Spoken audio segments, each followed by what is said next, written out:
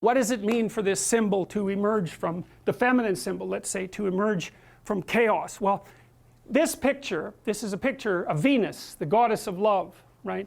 And so I cut this picture out of a larger picture, and it's Venus manifesting herself in a transcendent space, in the sky, in the same way that Christ did in the previous representation. And she has rays coming off her, and there's all these men who are knights kneeling in front of the image. Well, what does that mean?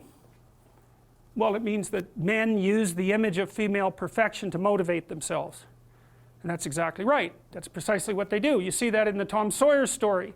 So Tom Sawyer is about 12 years old, and he's still hanging around with his friends like Huck Finn.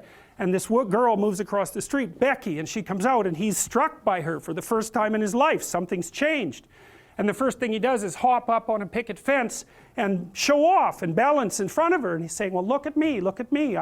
He's like the male bowerbird building something beautiful so the female will approve of it. And it's motivation.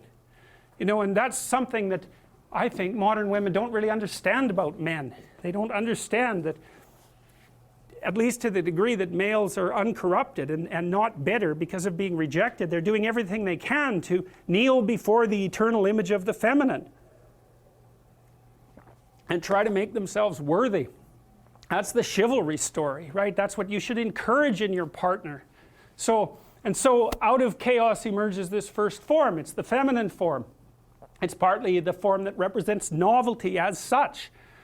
So, and on one hand it's promise, on the other hand it's threat. That you wouldn't believe, and I don't know, because I don't understand the situation with women as well as I understand the situation with men, obviously, being a man. But I don't know if women have any idea how paralyzing they are to, especially young men. A very large number of my clinical clients, but also young men I've talked to in general, are absolutely terrified of women because they're terrified of being rejected. And the terror exists in precise proportion to the attraction to the woman, which is a horrible paradoxical situation to be in. It's often why men make such fools of themselves in front of women that they're attracted to. It's because, first of all, they don't see the woman that they're attracted to, because what the hell do they know about her? They don't see her as an individual. They see her as the manifestation of a judgmental ideal.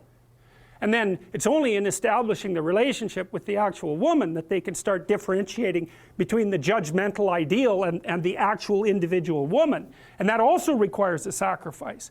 And the sacrifice is, you never can have an ideal woman. So to have a relationship with any woman, you have to sacrifice the relationship with the ideal woman, and you have to see the individual woman and separate her from the ideal. And that's the same thing that happens to the hero in Sleeping Beauty, right? He sees the evil queen who actually turns into the dragon of chaos, and it's not until he can defeat her that he can establish a relationship with the actual princess. And that's exactly the case.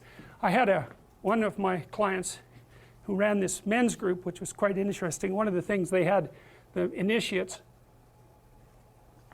do, which was very intelligent, was to go out and ask 50 women in one day for their phone numbers. Why? Politely, properly, you know. It was a game, but it wasn't a stupid game. And the idea was, get over your fear of rejection. And how do you do that? By encountering it continually and continually and continually, so that you're no longer paralyzed by this.